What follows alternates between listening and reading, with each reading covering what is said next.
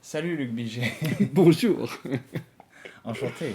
Et merci de m'accueillir dans ce superbe endroit. Ouais, c'est un bel endroit. Ouais, très propice à la méditation et plein de symboles aussi.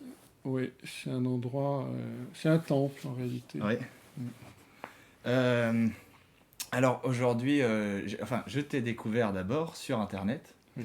euh, dans des vidéos sur divers sites, notamment sur YouTube, Mhm. où tu parles beaucoup de symbolisme, d'astrologie, du corps humain, parce que tu as une formation de biologiste à la base. Mm. Donc si tu pouvais te présenter en quelques mots, tu aurais le principal. Ouais. Bon, c'est toujours un peu difficile, mais Mhm. disons que j'ai une formation scientifique. J'ai fait un peu de recherche aux États-Unis, à San Francisco, Ouais. sur les inhibiteurs des Mhm. cystine protéinases lysosomales de la peau du rat nouveau-né. Alors, D'accord. personne n'est obligé de se souvenir de ça par cœur. Mhm. Mais parallèlement à ce cursus, on va dire, universitaire, je me suis beaucoup intéressé à l'astrologie. D'accord. J'ai suivi des formations avec Jacques Berton et d'autres astrologues, Ruperti, Rudyard, D'accord. donc astrologie humaniste. Et disons que ce qui m'a intéressé, c'est la complémentarité entre les langages symboliques, dont par exemple l'astrologie, D'accord. et l'approche scientifique du réel.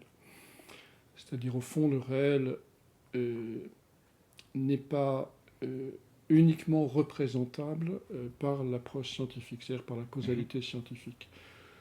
Pour une raison simple, c'est que la science ne dit rien du sens. D'accord. Et que l'être humain a autant besoin de sens que de pain pour pouvoir vivre. Or, la science traite de la question du pain, c'est-à-dire du mécanisme, des process, des lois physiques, de la causalité, du déterminisme. La science est déterministe. Même la mécanique quantique, du reste.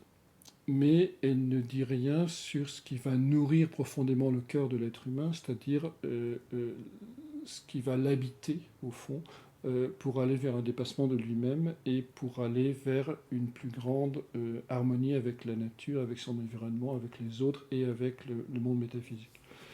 D'accord. Donc en fait, ce qui raconte des trucs là-dessus, c'est les langages symboliques. Donc, ce qui m'a intéressé, c'est de. Alors, je dis ça maintenant, mais à l'époque, évidemment, j'avais pas une vision aussi claire Mhm. de Mhm. l'un et de l'autre. Et donc, ce qui m'a intéressé, c'est de mettre en parallèle ces deux voies, la voie scientifique avec sa rigueur, sa logique. Le fait, et ça, c'est quand même intéressant dans le champ scientifique, c'est que c'est toujours le réel qui a raison Mhm. et jamais l'idéologie. Mhm. Et jamais l'image qu'on a du réel, alors que dans les autres champs, qu'ils soient politiques, économiques ou autres, on cherche souvent à plier le réel à l'idéologie. Donc la démarche scientifique, évidemment, ne rentre pas dans cette démarche-là.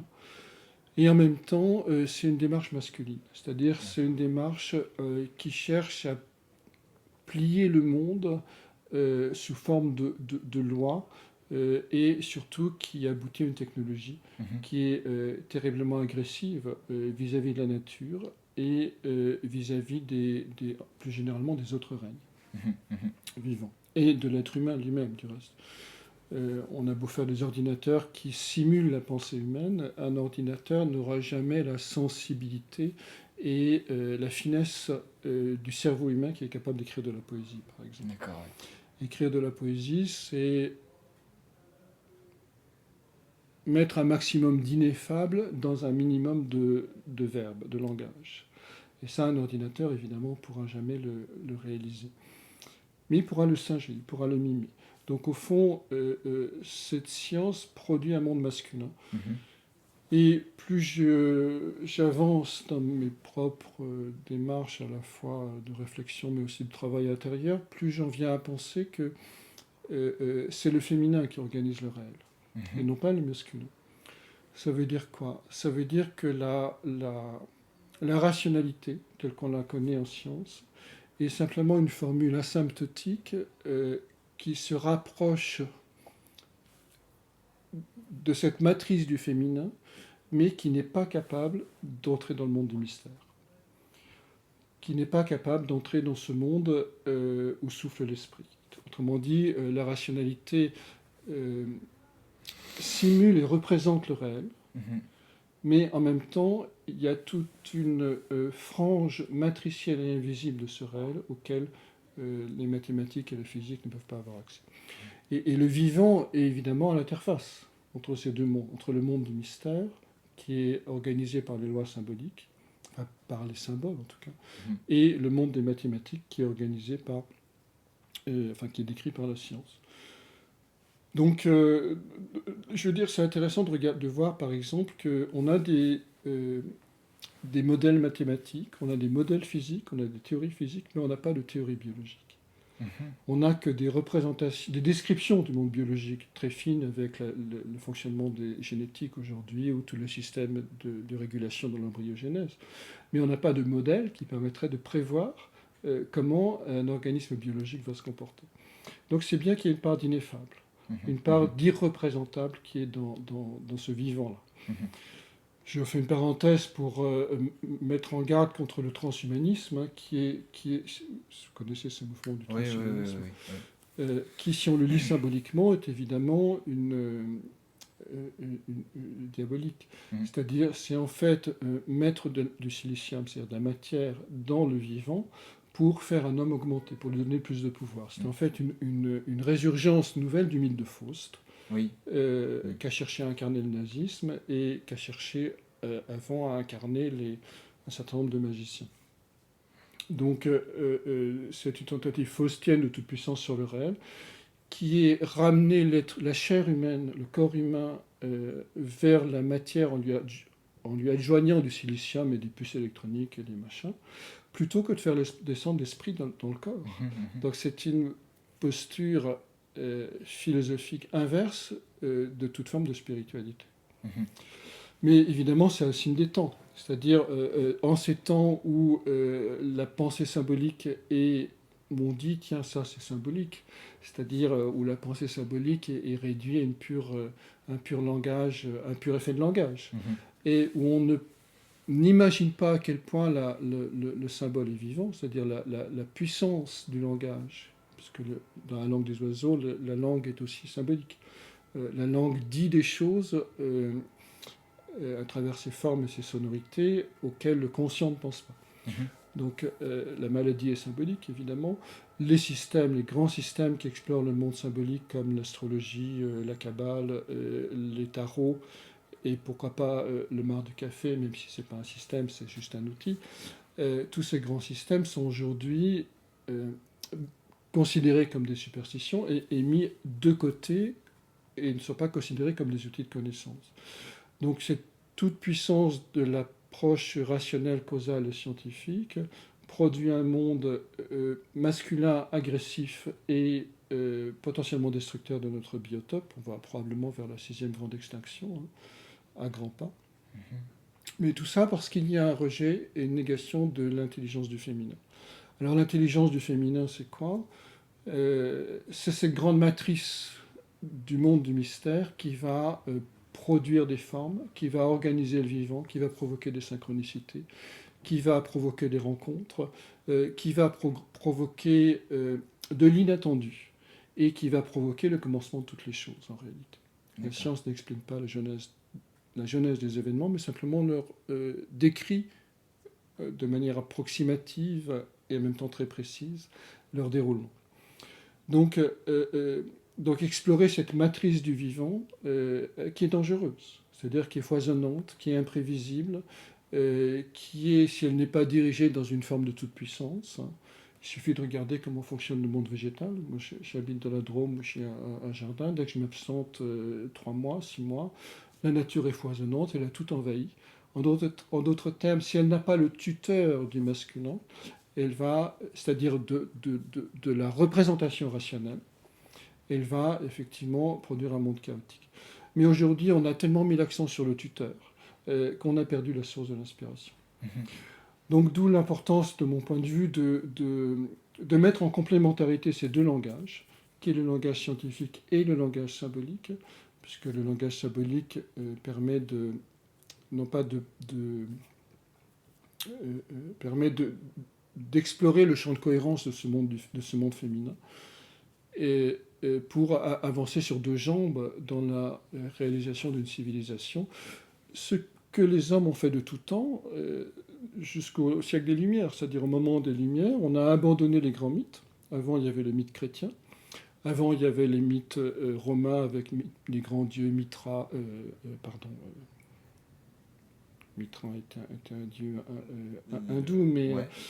peu importe. Ouais, Enfin, ouais, il y avait les divinités ouais. romaines. Avant, il y avait les divinités grecques. Et encore avant, il y avait l'animisme du néolithique et du paléolithique. Donc, de tout temps, l'homme, par des moyens divers, a trouvé des moyens de communication avec la transcendance.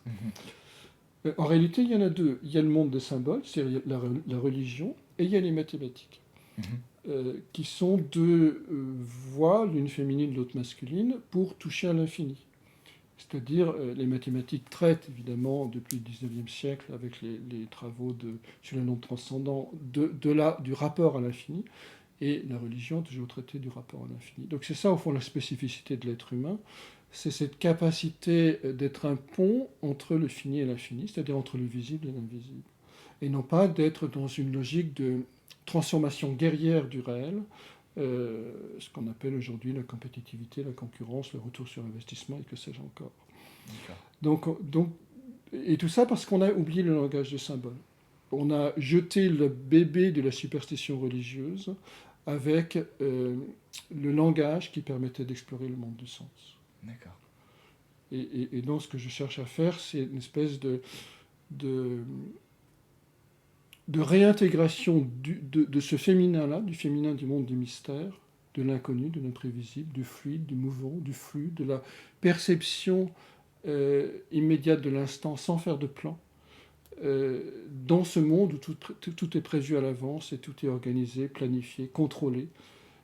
Et on voit à quel point un contrôle est une prison aujourd'hui. Donc, autrement dit, réintroduire du vivant dans ce qui est figé.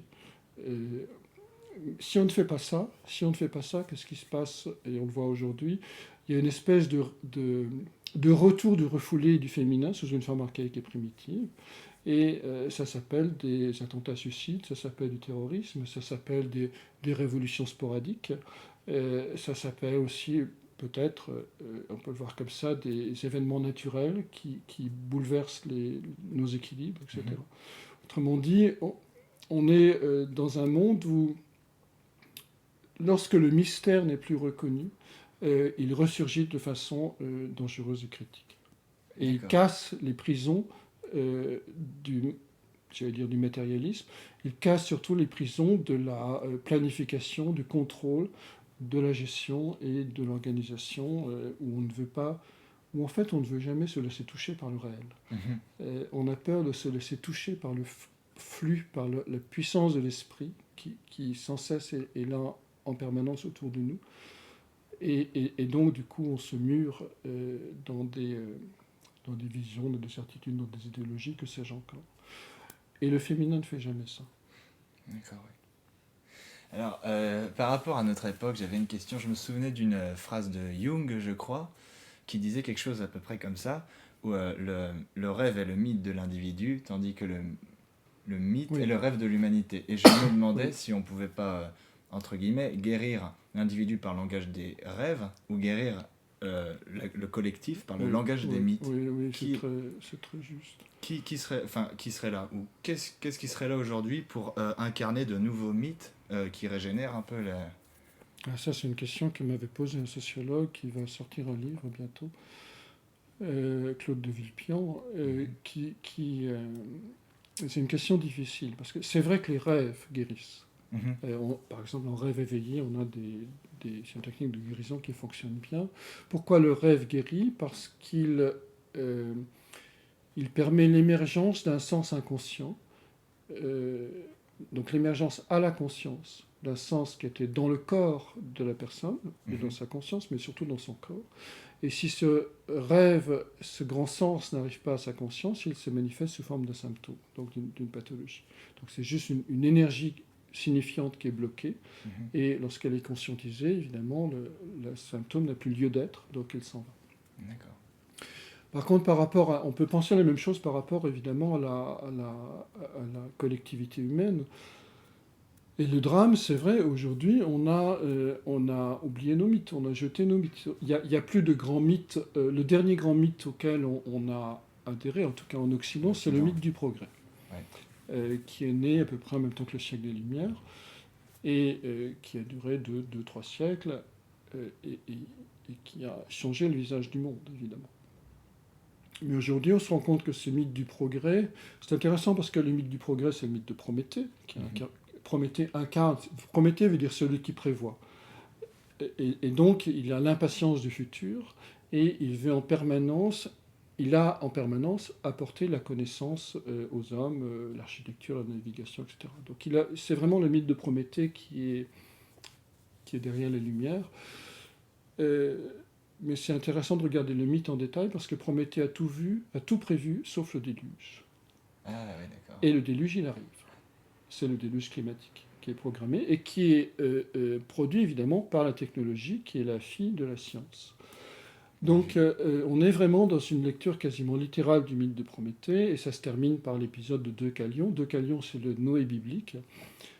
Qui monte sur sa barque et évidemment tout va être noyé et il va à la fin de l'histoire créer une nouvelle race d'hommes. Donc je crois qu'on est à ce point-là, c'est-à-dire on a deux hypothèses, c'est-à-dire est-ce qu'on peut réfléchir à un nouveau mythe de l'homme, c'est-à-dire à une nouvelle vision collective, parce qu'un mythe, c'est quoi? C'est simplement une vision collective auquel les natifs adhèrent et qui va fonder leur civilisation, qui va fonder leur structure. Donc un mythe n'a pas de prétention à la vérité, un mythe a une prétention à l'œuvre, elle va œuvrer à travers les personnes. Je veux dire, peu importe que Jésus, au 0e siècle, ou 1er siècle, comme on voudra, soit un personnage historique ou pas, il y a eu une espèce il y a eu un mythe chrétien qui s'est mis en place et qui a changé le monde.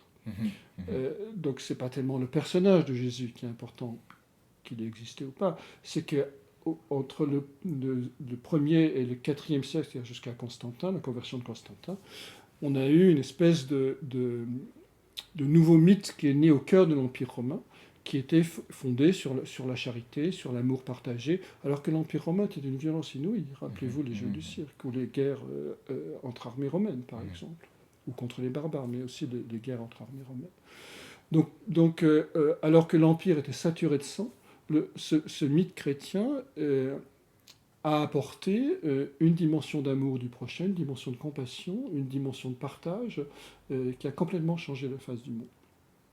Et Constantin, évidemment, l'a officialisé lors de sa conversion en 325, ou à peu près. Donc, et après, ça a été la catastrophe, parce que, évidemment, le christianisme s'est, comment dirais-je, identifié à la structure administrative de l'Empire romain, et il a perdu, en grande partie, son essence mystique. Donc, à partir de Constantin, il n'y a plus de miracle. Alors qu'avant, il y avait plein de miracles.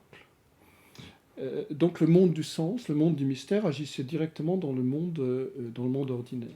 Est-ce que ça voudrait dire que quand une civilisation est en crise ou près de s'effondrer, ça favorise l'émergence des mythes? Alors ça favorise, probablement, ça favorise l'émergence des miracles, et les miracles vont favoriser l'émergence des mythes. C'est-à-dire les mythes, c'est simplement un discours pour organiser le miracle, d'une certaine manière. D'accord. Ça, c'est la première hypothèse. Alors quel est le mythe du XXIe siècle? Si je le savais, je serais content. Mais en même temps, on n'invente pas un mythe. Un mythe, ça se révèle. Et ça ne se révèle pas à une personne, ça se révèle collectivement. Donc, quelles sont les grandes valeurs, pour le formuler autrement, auxquelles le monde occidental, ou en tout cas, ou même peut-être le monde entier, va adhérer? Je crois qu'aujourd'hui, c'est encore très embryonnaire, puisque même l'écologie, je veux dire, envisager le développement durable, c'est considérer que l'homme est un mammifère dans une grande prairie et qui brode dans un coin pendant que l'autre coin du pré va repousser. C'est pas un saut civilisationnel, c'est juste du bon sens. Or, on a besoin d'un saut civilisationnel aujourd'hui. Donc, quel sera ce mythe? j'en sais rien, mais en tout cas, on a les conditions pour son émergence. D'accord.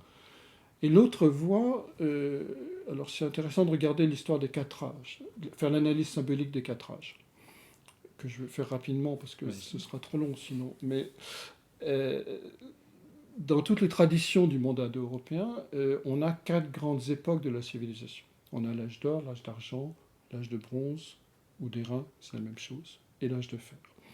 L'âge d'or, les hommes banquettent avec les dieux. L'âge d'argent, c'est Jupiter qui va dominer l'âge d'argent, c'est-à-dire qui va introduire les saisons, l'agriculture, et après ça va dégénérer. Chaque âge est pire que le précédent. D'accord, ok. Et chaque âge dure beaucoup moins longtemps que le précédent.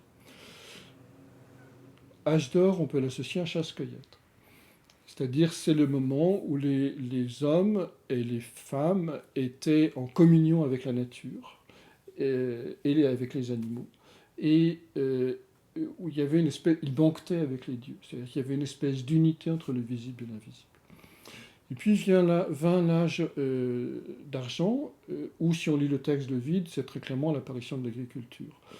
Donc agriculture, élevage. Et il faut se souvenir que c'est parce que les animaux et les hommes vivaient en promiscuité que la plupart des grandes épidémies sont nées à ce moment-là, qu'on connaît encore aujourd'hui. Oui, ok. Et donc, qu'est-ce qui s'est passé symboliquement à l'agriculture? C'est-à-dire chacun fait son champ. Et le nomade devient l'ennemi, évidemment, puisqu'il est libre de traverser les grands territoires. Donc il faut faire des frontières. Faire une frontière, symboliquement, c'est quoi? C'est construire un ego, c'est construire un moi qui se sépare de cette communion avec le reste du monde. Et c'est à ce moment-là qu'apparaissent les grands monothéismes. Avant, on était dans l'animisme, évidemment. Et puis, beaucoup plus tard, donc âge d'or, chasse-cueillette, on va dire il y a 100 000 ans. Agriculture-élevage, on va dire il y a 10 000 ans. Et puis, il y a 3 siècles, agriculture-commerce, qui correspond à l'âge de bronze. Où on nous dit qu'il y a des héros qui vont conquérir le ciel, et puis le reste des hommes entrent dans la violence. Et effectivement, ère industrielle, on a eu des héros qui sont allés conquérir, qui ont fait le tour de la planète. Et puis, le reste de l'humanité est rentré dans la violence. Puis qui vont partir aussi et qui vont partir au ciel, etc.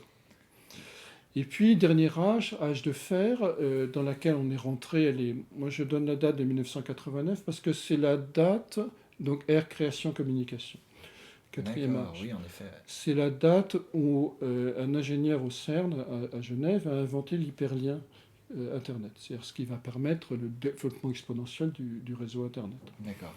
Donc création, communication, et c'est un âge où, nous dit le texte, il y a une perte de l'amour filial, où il y a la violence règne partout, etc. Bon, on peut aussi remonter un peu la date et faire revoir les 2 dernières guerres mondiales, etc. Bref, on est dans ce monde, et il va durer, alors si on regarde l'échelle des temps, 100 000 ans, 10 000 ans, il y a 300 ans, et là, il y a 30 ans. D'accord. Donc, alors, ce qui est intéressant dans cette histoire, c'est que on peut simplement regarder une chose. On peut regarder plusieurs critères, mais on peut regarder une chose. C'est que l'argent, c'est un sujet qui est devenu aussi important aujourd'hui. C'est-à-dire, on idolâtre l'argent, évidemment. Mais l'argent, au moment de l'époque animiste, c'était du troc. C'est-à-dire on échangeait 3 chameaux contre 5 chèvres. C'était du vivant. Avec l'apparition de l'agriculture-élevage, c'est devenu des pièces de monnaie. Des pièces d'or, des pièces d'argent, etc. Autrement dit, pour la première fois, les symboles solaires et lunaires sont devenus des objets profanes liés à des objectifs mercantiles. Donc le symbole a commencé sa longue vie profane. Agriculture, commerce, on a inventé les actions. Évidemment, c'était plus facile de partager les risques d'échec d'un long voyage en Asie pour ramener des épices en bateau, par exemple. Donc il fallait mettre en commun les risques. Donc on a inventé le papier-monnaie, les papiers-actions. Et aujourd'hui, c'est de la lumière, c'est-à-dire on paye avec notre carte bleue. Donc l'argent, au fond, s'est dématérialisé. Le moyen d'échange s'est dématérialisé. C'est passé d'une vache ou d'une chèvre à un jeton de bronze, à une feuille de papier et aujourd'hui à des bits électroniques. Ouais, c'est de plus en plus éthéré. Ouais. Alors c'est de plus en plus éthéré, c'est de plus en plus rapide. Oui, Et donc il n'y aura pas de cinquième âge, nous dit le mythe.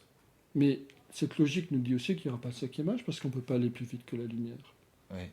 Donc il n'y aura pas une nouvelle civilisation qui va sauver la nôtre, qui va sauver l'ancienne.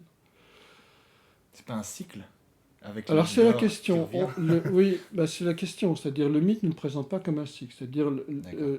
Ovid nous dit à la fin des temps, à la fin du quatrième âge, euh, le monde qui a été construit avec tant d'art sera détruit par le feu. D'accord. Ça veut dire quoi? Ça veut dire qu'il y aura... On va vers une catastrophe, évidemment. Mais ça veut dire qu'il y aura aussi un nettoyage par la lumière de toutes nos mémoires engrangées depuis 100 000 ans. D'accord. Autrement dit, ce n'est pas une crise de civilisation. Ce n'est pas évidemment une crise conjoncturelle qu'on vit en ce moment. Ce n'est même pas une crise de civilisation, c'est une crise ontologique. C'est-à-dire, c'est la nature même de l'être humain qui va devoir se transformer pour créer et produire une nouvelle civilisation, qui sera d'une nature complètement étrangère par rapport à tout ce qu'on connaît aujourd'hui. Donc j'en reviens au transhumanisme. Pourquoi? Parce que c'est cette tentative de changer l'homme, Ouais. la nature humaine, en mettant des puces électroniques ou des je ne sais pas quoi dans le corps humain, on change la nature humaine. Bon là, il la change évidemment, ce qu'on disait tout à l'heure, par rapport à une vision diabolique, c'est-à-dire il la dirige vers la matière au lieu de la diriger vers l'esprit. Mais il y a, depuis le siècle dernier, c'est-à-dire 1917, le communisme voulait créer un nouvel homme. 1939, le nazisme voulait créer le surhomme.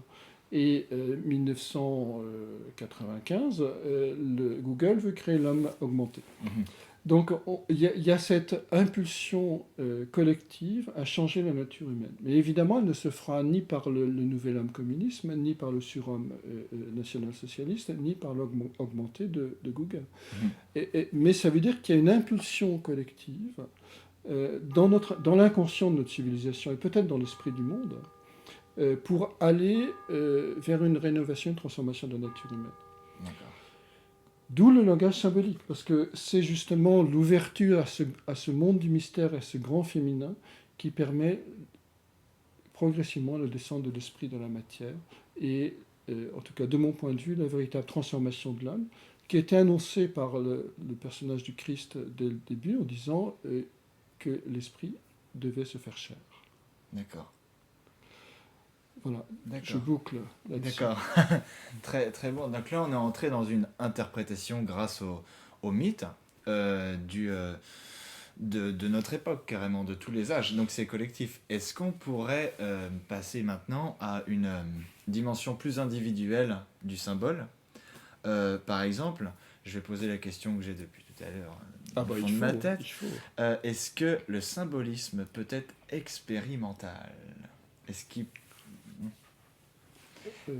comme une science, c'est-à-dire la science est expérimentale dans le sens où il faut des résultats qui soient, voilà, qu'on peut s'appliquer au réel. Est-ce que le symbolisme peut être applicable dans la vie de tous les jours?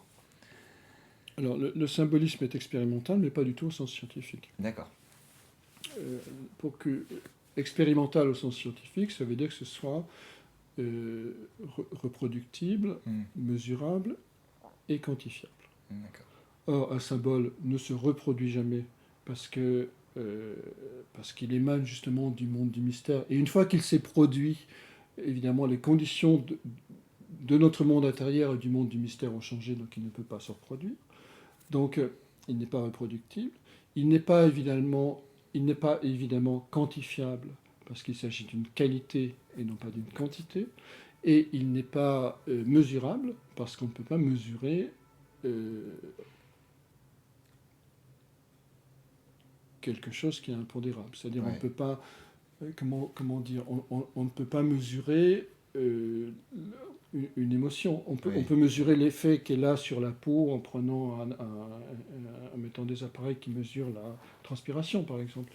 Mais on ne peut pas mesurer le vécu, la profondeur du vécu intérieur de quelqu'un. Donc on ne peut pas appliquer les critères du laboratoire, de la méthode scientifique au monde au monde du mythe. Par contre, bien évidemment, le symbole est expérimentable et opératif. D'accord. Alors, pour répondre autrement à cette question, j'ai envie de dire, c'est pas nous qui opérons le symbole comme le scientifique dans son laboratoire opère sur un morceau de peau de rat, de rat nouveau-né, mais c'est le symbole qui nous opère. Autrement dit, c'est les unités, c'est les champs sémantiques qui nous opèrent, c'est-à-dire qui nous transforment. Les champs de sens qui nous transforment. Alors c'est des champs, hein, Jung le disait déjà, c'est-à-dire un symbole appartient toujours à un champ, c'est-à-dire à des énergies signifiantes qui sont organisées par des rythmes. Ces rythmes, dans notre vie, on appelle ça des nombres. Et ces rythmes vont organiser notre réalité tout en nous laissant totalement libres. Ça aussi, c'est une grande différence entre le monde scientifique et le monde symbolique, et un paradoxe, puisque les sciences sont déterministes, mais elles nous racontent en permanence que l'homme est libre, et que l'astrologie est déterministe, alors que l'astrologie est un langage symbolique qui permet à l'être humain de prendre en main son destin en lui montrant la géographie du sens qu'il habite, c'est-à-dire qui donne de la joie à son existence, et donc de la prendre en main, alors qu'on nous raconte en permanence c'est un système déterministe. Donc il y a une espèce d'absurdité. On parle bien d'une loi scientifique, en fait. Oui, on parle d'une loi scientifique. La science est déterministe. Et les hommes scientifiques, s'ils voulaient être rigoureux, n'ont aucune légitimité à dire qu'il y a une liberté humaine. Puisque dans toutes les lois qu'on observe à l'extérieur de nous et dans la biologie, tout est déterministe. Donc la liberté ne peut venir que d'une conscience symbolique. Et on nous raconte que tous ces systèmes astrologiques et autres sont déterministes, ce qui est une absurdité, évidemment. D'accord. Et alors, le monde du symbole, question un peu plus classique, est-ce qu'il peut éclairer le cheminement que je fais dans la vie, etc. Oui, bien sûr. Quand je parlais de l'expérimentation des symboles, je parlais surtout de la magie. La magie opérative.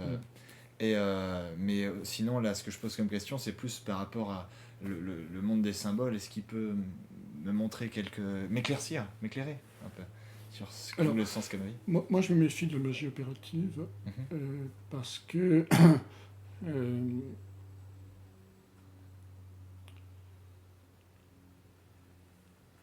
que je ne connais pas la volonté du ciel et que souvent cette magie opérative n'est qu'une volonté d'ego. Donc si elle est en harmonie avec la volonté du ciel, c'est parfait parce que ça accélère, c'est tout le travail alchimique, ça accélère le processus d'évolution, mais si elle est en discordance, ça provoque des catastrophes. Je reviens là du Pérou où j'ai passé 5 mois avec des chamans, et les chamans sont justement dans cette magie opérative. D'accord. Mais il faut comprendre que dans le monde chamanique, le christianisme n'est qu'un vernis. C'est-à-dire, ils ont gardé évidemment cette vieille culture animiste, et ce qui est important pour eux, ce n'est pas la charité chrétienne, l'amour, le partage, l'aide aux autres, etc. Tout ce qu'a apporté le christianisme, mais c'est le pouvoir. D'accord. C'est clairement dit comme ça Non, c'est pas clairement dit comme ça, parce qu'ils savent qu'ils s'adressent à des occidentaux. Ouais. Mais c'est clairement vécu comme ça. C'est-à-dire, ils veulent clairement s'enrichir, et ils ont une vraie connaissance, de certains en tout cas, pas tous, mais certains, de ce monde magique. Mais ils peuvent aussi t'inviter te faire payer pour participer à une cérémonie d'ayahuasca, par exemple, te rendre malade et après te continuer en disant écoute, continue à venir à mes cérémonies, je vais te guérir. Ce qu'ils font. D'accord. Certains. Donc ils ne sont pas dans cette logique d'entraide, ils sont dans cette logique de prouver que c'est des chamans, que ce sont des bons chamans, et un bon chaman, c'est un chaman puissant. Donc tout ça pour juste la parenthèse, pour parler de cette magie opérative, c'est-à-dire la magie opérative, je trouve qu'il faut faire très attention à ses motivations, et on ne connaît jamais ses vraies motivations. Autrement dit, comment accorder le sens que l'on se donne à son destin, que l'on a donné à son destin, à la vie, à ce que la vie veut pour notre existence. D'accord. C'est ça tout le challenge. Donc du coup, ma posture est plutôt celle d'une ouverture au présent par l'écoute des symboles de synchronicité. Donc en ce sens, oui, le symbole nous aide, mais à condition de ne pas vouloir le maîtriser, le contrôler D'accord. et le produire. D'accord. C'est-à-dire, il se révèle. Le symbole, c'est quelque chose qui se révèle, c'est pas quelque chose qui se construit, même si on peut construire des symboles opératifs, je ne dis pas le contraire. Mais à ce moment-là, on rentre dans quelque chose qui s'apparente à la magie noire. D'accord. Le mythe personnel de quelqu'un ne Oui. peut que se révéler presque pas malgré lui, mais sans qu'il le veuille forcément. Bien Ouais. sûr, le symbole se révèle, c'est-à-dire, mais comment il va se révéler? Je ne sais pas si vous êtes attiré par les coquillages, par la mer, par les miroirs, par les dîners en chandelle entre amoureux, ça veut dire qu'il y a en toi quelque chose qui est de l'ordre du mythe de Narcisse. D'accord. Alors, pas au sens psychanalytique, Oui, mais oui. au sens ovidien mythologique. Et le mythe de Narcisse, c'est un mythe de connaissance de soi. D'accord. Proust avait un joli mythe de Narcisse, Montaigne avait un joli mythe de Narcisse, Rembrandt avait un joli mythe de Narcisse, etc. C'est-à-dire tous ces gens qui ont fait des autoportraits sous une forme ou sous une autre. D'accord. Donc simplement, ce qui nous attire instinctivement, si on regarde le symbole, il va nous parler du mythe. Oui, oui. Si on est attiré par si on a l'impatience du futur, si on a mal au foie, ou si on se sent profondément incompris, on a un mythe de Prométhée. Parce que c'était la vie de Prométhée. Prométhée, son foie dévoré par l'aigle de Oui, Zeus, oui. il a vécu terriblement seul, il s'est senti enchaîné au rocher, etc. Donc les éléments symboliques du mythe se retrouvent dans nos vies, si on veut bien les regarder comme ça. Donc les mythes sont encore présents, ils s'expriment. Alors, on va dire qu'il y a plusieurs manières de connaître notre mythe fondateur.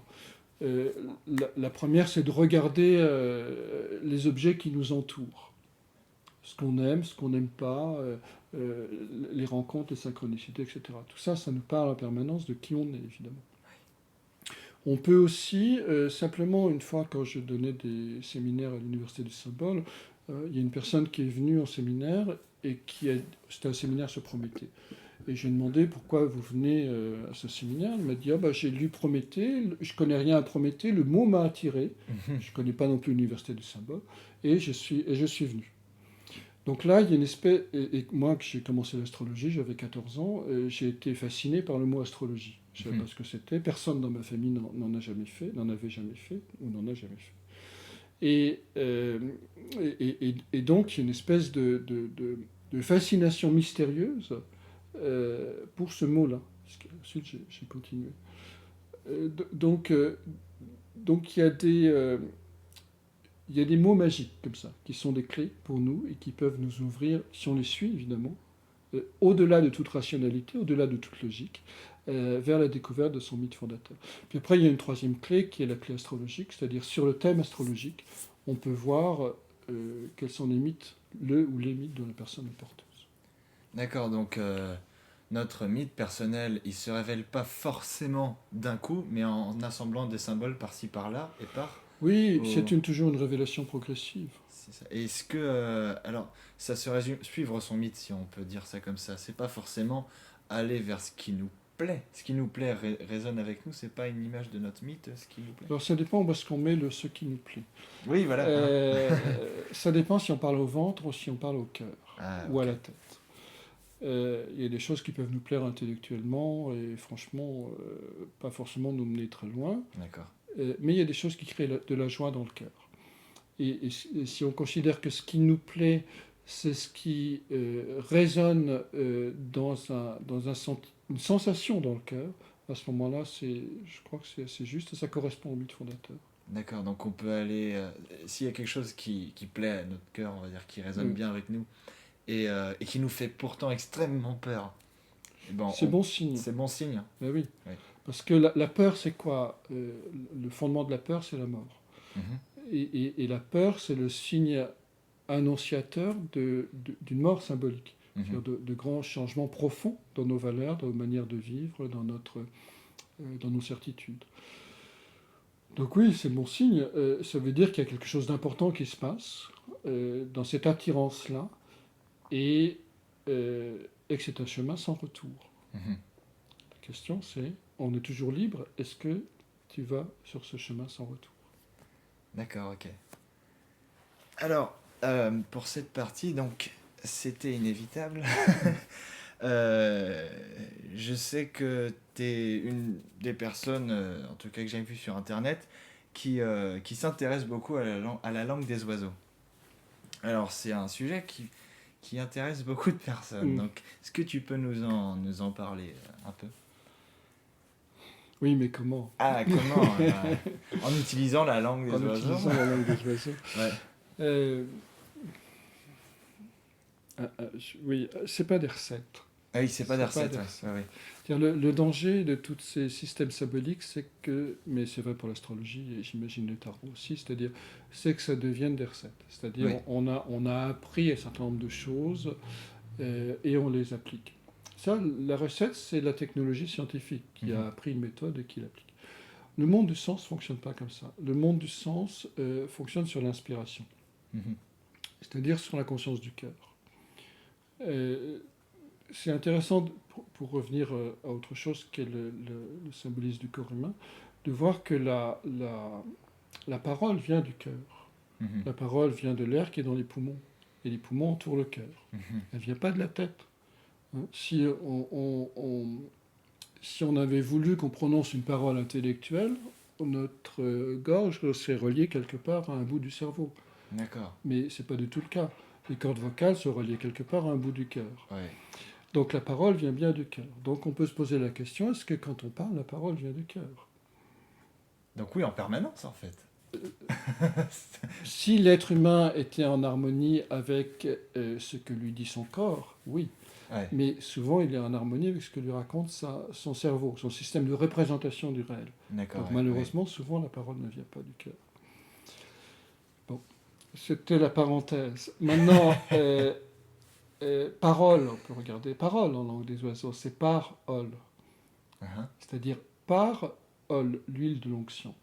D'accord. Oui. Donc la parole, c'est quelque chose qui est de l'ordre d'une bénédiction, d'une bonne diction, D'accord. qui va apporter plus de présence, plus de sacré, plus d'onction à l'auditoire et à l'auditeur et au locuteur. Donc voilà, la parole, elle dit ce qu'elle est, c'est-à-dire... c'est intéressant de regarder aussi le moment où ontologiquement l'homme a été coupé de la parole. Il a été coupé de la parole au moment de la chute. C'est pour ça que le mot ment. Le moment. Oui, enfin ça on va voir. Il a été, il a été coupé de la parole au moment de la chute. Or la chute dans le corps humain, c'est bien la pomme d'Adam qui sépare le ciel, la tête, du corps, le lieu de l'incarnation, le lieu de l'expérience. Mais la chute, c'est aussi chut. Couper du verbe. Couper du verbe. Bon. Donc, au fond, si on regarde le langage, il va nous dire beaucoup de choses. Il y a un joli mot qui s'appelle l'interdit. L'interdit, on considère souvent que c'est la ligne rouge à ne pas franchir, ou la ligne blanche, si on est conducteur, à ne pas franchir. Pas du tout. L'interdit, nous dit la langue des oiseaux, c'est interdit, déité. Autrement dit, ce qui est entre les dits. Autrement dit, ce qui nous est interdit, c'est ce qui n'a jamais été dit. C'est tous ces interstices du non formulé, auxquels, évidemment, puisqu'on n'a pas, puisque ce non formulé n'a jamais eu accès à notre parole, il nous est interdit.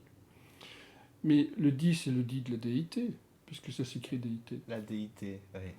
Donc, tout ce qui nous est interdit, c'est ce qui est entre les représentations de la déité. C'est interdéité.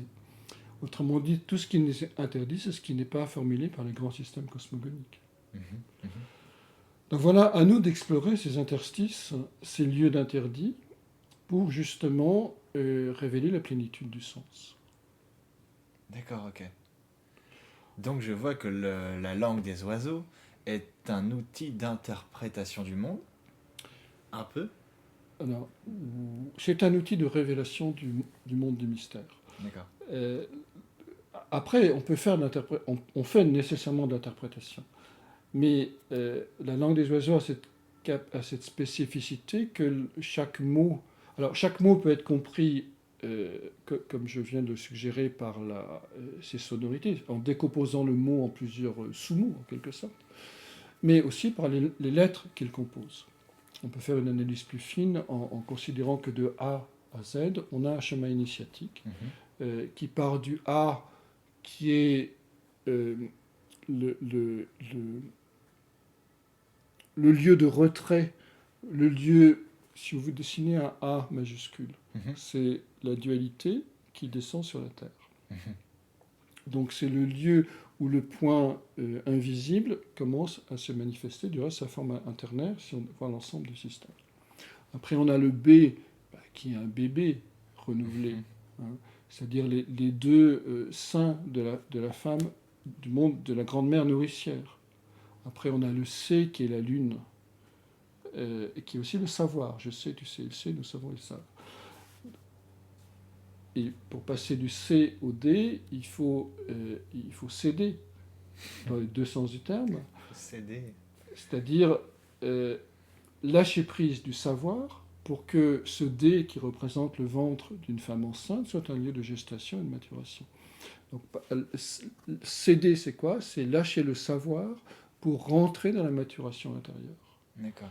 etc. Donc on C'est pas peut, céder dans le c'est sens. s'entraider Ouais, aussi, s'entraider, ok. mais la meilleure manière de céder, c'est de céder, Ouais, en réalité. ok. Plus on cède, c'est-à-dire plus on lâche prise, plus euh, on va aider les autres et s'aider soi-même dans le processus de transformation et de maturation D'accord. proposé par le D. Donc on peut aller comme ça jusqu'au Z. Le Z, c'est quoi? C'est le plan céleste relié par la diagonale de l'évolution Mhm. au plan terrestre. D'accord. Donc de A à Z, on a tout un processus initiatique qui va du commencement de la présence de l'ineffable avec le A jusqu'à ce lien entre le ciel et la terre avec le Z. Donc on a tout un processus que je ne vais pas détailler là, évidemment. Mhm. Mais chaque lettre d'un mot peut être lue comme ça et donc donner du sens au mot. Mhm. On peut le faire pour le prénom, par exemple, ou différentes choses. Tout ça pour dire quoi? Que notre alphabet latin, Mhm. comme notre langue française, exprime des valeurs qui conditionnent notre culture et dont on n'a pas forcément conscience, mais qui se révèlent progressivement si on sait les écouter. La langue des oiseaux ne se lit pas, elle s'écoute. Mhm. Bah oui, ça, c'est comme un chant d'oiseau, c'est ça. C'est comme un chant d'oiseau, mais quand je dis elle s'écoute, ça veut dire qu'elle s'écoute comme une révélation. D'accord. Elle ne se lit pas comme un livre. C'est aussi une différence entre le monde symbolique et le monde scientifique. En science, on a des recettes, on a des protocoles expérimentaux qu'on va lire et reproduire. Donc là, et on lit. Alors, j'ai une très belle chose. Quand j'étais au Pérou, quelqu'un me disait comment est-ce que un chaman peut avoir confiance dans un médecin occidental qui a fait 7 ans d'études et qui a appris dans des livres. Et le médecin occidental va dire comment quelqu'un qui a fait 7 ans d'études dans des livres peut-il faire confiance à un chaman qui est totalement illettré et qui a appris en buvant des plantes. C'est ça la différence culturelle. C'est-à-dire, le chaman absorbe des plantes euh, qui sont thérapeutes. Les plantes sont thérapeutes. C'est-à-dire, elles ont un effet direct sur lui, et cette plante, après 1 an, 2 ans, 3 ans seule en forêt, devient son allié. Donc le chaman a une expérience directe Mhm. du réel, du monde du mystère. Alors que le médecin occidental a une expérience livresque. Mhm. Il n'a pas l'expérience de la maladie, il en a une connaissance intellectuelle. Il n'a pas l'expérience de la guérison, il en a un protocole. Mhm. Donc tout ça, ça ne peut pas fonctionner entre les deux. Mais en même temps, de mon point de vue, l'approche chamanique, qui a beaucoup de limites et que tout ce qu'on appelle le néo-chamanisme aujourd'hui est une catastrophe, parce qu'en fait, pour faire un vrai chaman, comme on me le disait là-bas, les femmes sont plus douées que les hommes, et d'autre part, il faut 5 ans à temps complet dans la forêt, seul, pour faire un vrai chaman, pour Seul. les femmes, et 10 ans pour les hommes. Donc quelqu'un qui a fait 3 mois là-bas et qui revient avec un peu de plantes pour faire tout ça, c'est ridicule. Mais, mais simplement, le chaman, c'est quelqu'un qui a une expérience intérieure des plantes, et l'esprit de la plante devient son allié. Il peut après, évidemment, accompagner d'autres gens à l'aide d'icaros, à l'aide de chants, pour faire ce travail de transformation. Alors qu'un médecin occidental, lui, n'a qu'une connaissance livresque. Donc il va, comme le chirurgien, travailler sur le corps machine, et non pas travailler sur le monde du sens qui habite la personne. Alors, les deux sont utiles, mais il serait intéressant, encore une fois, de savoir les marier. D'accord. Et qu'un médecin occidental ait une vraie formation chamanique, c'est-à-dire une expérience intérieure de l'esprit des plantes qu'il va donner à ses patients, parce que les molécules, c'est souvent des molécules liées au monde végétal, et évidemment, un chaman ait une meilleure connaissance des technologies occidentales, puisqu'après, c'est vrai que certains médicaments, par exemple comme les anxiolytiques, sont très dangereux avec certaines plantes, notamment comme l'ayahuasca. D'accord. On dirait que à travers tout ça et à travers ta démarche, on cherche à... Alors, tu dois t'y connaître avec ça, le cerveau droit et le cerveau gauche. On cherche à les réunir d'une certaine façon. Ça, c'était le sujet de mon premier livre qui s'intitule toujours d'ailleurs L'homme réunifié. D'accord. Qui traite de cette question, c'est-à-dire comment, science et symbole, c'est-à-dire comment réunir la spécificité fonctionnelle du cerveau, de l'hémisphère droit et de l'hémisphère gauche du cerveau. Alors l'hémisphère gauche, c'est vrai, est rationnel, et l'hémisphère droit, lui, est plus ouvert à l'inconnu, à la créativité, intuitif, au monde du mystère, etc. Okay. On a, depuis Descartes, alors, non, il y a beaucoup de choses à dire sur Descartes, encore une fois, mais bon, je termine quand même ma phrase. On a, depuis Descartes, créé une méthodologie remarquable qui s'appelle la méthode scientifique, qui correspond au fonctionnement de l'hémisphère gauche du cerveau, oui, derrière l'œil gauche, et qui est la description rationnelle du monde. Ouais. Je n'ai pas dit la description du monde rationnel, mais la description rationnelle du monde. Le monde n'étant pas forcément uniquement rationnel. Par contre, on n'a pas aujourd'hui l'équivalent d'une méthode scientifique pour explorer les spécificités de l'hémisphère droit du cerveau, c'est-à-dire la perception du monde du mystère. Oui. Et donc c'est ça qu'il faut développer aujourd'hui, c'est-à-dire explorer ce monde du mystère avec la même rigueur scientifique qui est utilisée pour explorer le monde matériel. Et alors, il y a la méthode, et c'est ce que tu appelles alors la méthode. Alors, c'est ce que j'ai appelé la méthode, oui. C'est-à-dire, qui est un terme que j'ai repris d'ailleurs à Gilbert Durand, d'un de ses ouvrages qui s'appelle Le traité de la méthode. Non, c'est pas ce titre, mais c'est lui qui l'a en fait développé, ce néologisme. Mais effectivement, c'est... développer des outils, on les a les outils, c'est l'astrologie, c'est les symboles dans les rêves éveillés, c'est le tarot, c'est la Kabbale, etc., c'est l'alchimie. On les a, ces outils, de la tradition du Moyen-Âge, notamment.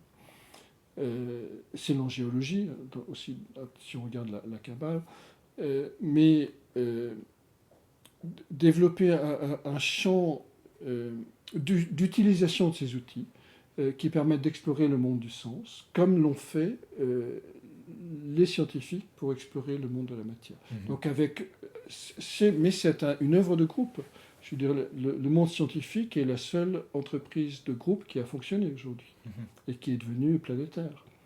Les autres entreprises du groupe qui s'appellent les entreprises commerciales ou les administrations ne fonctionnent pas. C'est-à-dire, elles sont encore dans une logique de compétitivité par rapport au monde extérieur. Et en interne, si ça fonctionne, c'est déjà pas mal la plupart du temps. Alors que le monde scientifique a complètement dépassé, ou plutôt a utilisé cette logique de la compétitivité pour faire avancer un désir de connaissance commun. D'accord. Idéalement pour le bien commun, même si c'est récupéré après par plein de systèmes. Donc ce qu'il faudrait faire, évidemment, c'est réinventer, par rapport aux besoins du jour, ce qu'on a appelé les écoles de mystère dans les anciennes cultures. Qui étaient des écoles, alors on a relativement peu d'informations puisque le secret était demandé sur ces écoles, mais en tout cas qui étaient des lieux où l'être humain était amené à faire des expériences intérieures profondes qui changeaient sa vie et son regard sur le monde, dans un contexte ritualisé collectif. D'accord. Et aujourd'hui, on a perdu ça.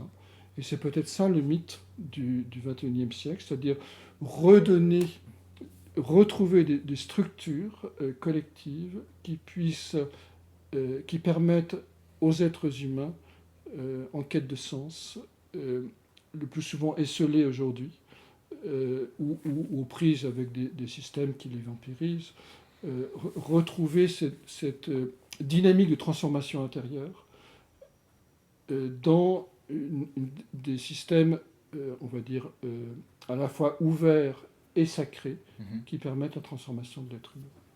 C'est ce qu'on appelle une initiation, retrouver l'initiation. C'est ce qu'on appelle retrouver le sens de l'initiation, mais pas au sens où on s'appuie sur des valeurs traditionnelles anciennes, parce que le monde a changé depuis 100 000 ans, mais au sens où, au contraire, ce sont des initiations qui sont à inventer, à découvrir et à expérimenter chaque jour pour aller vers le futur. D'accord. Avant la conclusion, j'aurais aimé savoir ce que tu penses de ça. Les symboles paraissent pour beaucoup un monde intellectuel, alors que je trouve moi qu'il est très concret et qui parle au contraire au sens. Bien sûr. Au sens, sûr. Dans le sens de la perception même. Bien sûr. Mais c'est peut-être parce que justement on a perdu le sens du symbole et que maintenant on les classifie, on les intellectualise, on les fige. Oui, c'est pas le symbole qui est intellectuel, c'est notre lecture du symbole qui est intellectuelle. Le symbole, c'est pas une pensée qui se balade ou un discours qui se raconte.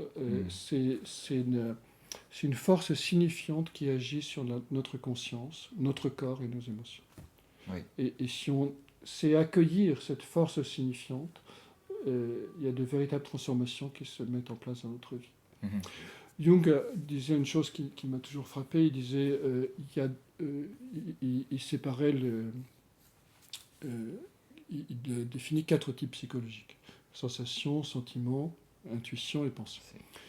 Et il disait, au fond, sur ces 4 types psychologiques, il n'y en a que 2 qui sont véritablement en contact, qui sont rationnels, c'est-à-dire qui sont en contact avec le réel.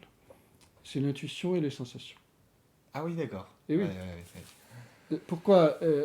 Simplement parce que l'intuition nous met en contact direct avec le monde de la transcendance, ou des esprits, comme on voudra, et la sensation nous met en contact direct avec le monde de la chose. Oui.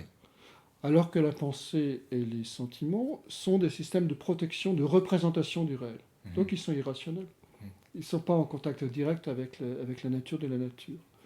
La pensée on va créer des modèles, créer des représentations, nous raconter des histoires. C'est pour ça que je disais que la science, qui est la pensée la plus juste d'une certaine manière, parce qu'elle cherche toujours des vérifications expérimentales, et reconstruit ses modèles en fonction de ses expériences. Donc elle ne va pas changer à changer le réel. Mais elle n'est qu'une représentation approximative de la nature du réel fondée sur la rationalité. Mais elle arrive à l'asymptote de cette matrice du féminin. Mais elle ne va jamais la toucher parce qu'alors elle explose, évidemment, parce que le féminin est irrationnel. Évidemment, les sentiments nous protègent d'un contact direct. Ils nous font plein de choses, mais ils vont nous protéger aussi. On peut se raconter aussi plein d'histoires affectives, amoureuses, sentimentales, etc. Donc les 2 lieux de contact avec le réel, c'est l'intuition et les sensations. D'accord. Donc l'intuition par voie symbolique et les sensations par voie par contact direct avec la sensitif, perceptif. Ouais. Ok. Ouais. D'accord. Et alors, en conclusion, parfois je demande ça aux intervenants. Est-ce que tu aurais une sorte pas de message, mais tu sais, de choses que tu aimerais dire comme ça Non, pour une raison simple, c'est que un message, c'est souvent là pour espérer changer le monde. Mhm. Et je ne crois pas qu'on change le monde. D'accord.